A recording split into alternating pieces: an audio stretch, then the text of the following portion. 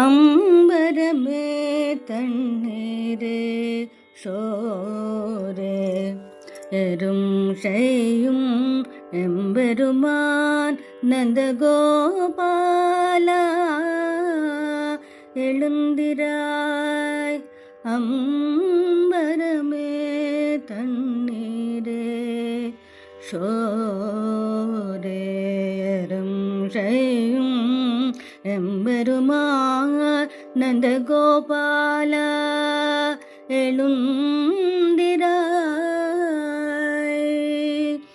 கொம்பனார்க்கெல்லாம் கொழுந்தே குலவிளக்கே எம்பெருமாட்டி யசோதாய் அறிவுராய். அம்பரமூடரத்து ஓங்கி உலகளந்த உம்பர்கோமானே உறங்காது எழுந்திராய்.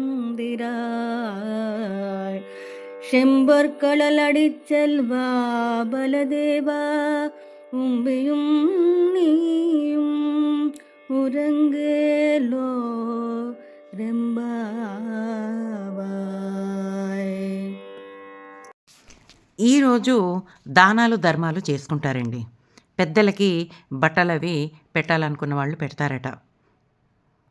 ఎందుకంటే ఈరోజు నందగోపిని దానవైభవం గురించి చెప్పే పాసురం అండి ఇది. అంటే వస్త్రం, అన్నం, నీళ్లు అనంతంగా దానం చేసిన ఓ గోపాల. ఈ పాసురంలో నందుడిని, యశోదని, శ్రీకృష్ణుడిని, బలరాముడిని నిద్రలేపుతున్నారు. ఈ విధంగా అనంతంగా ఇవి దానాలు ఎప్పుడు చేశారండి?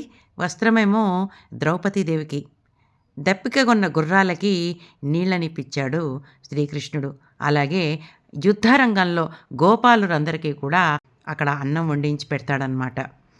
నెమ్మదిగా వాళ్ళు పడుకున్న మంచాల దగ్గరికి వచ్చి ఇలా అంటారు, ఓ యశోదమ్మ, తెలివి తెచ్చుకోమ్మా, స్త్రీలలో చిగురు వంటి దానా అని పోలుస్తూ మా వంశానికి మంగళదీపం వంటి దానివి అని కూడా సంబోధిస్తారు.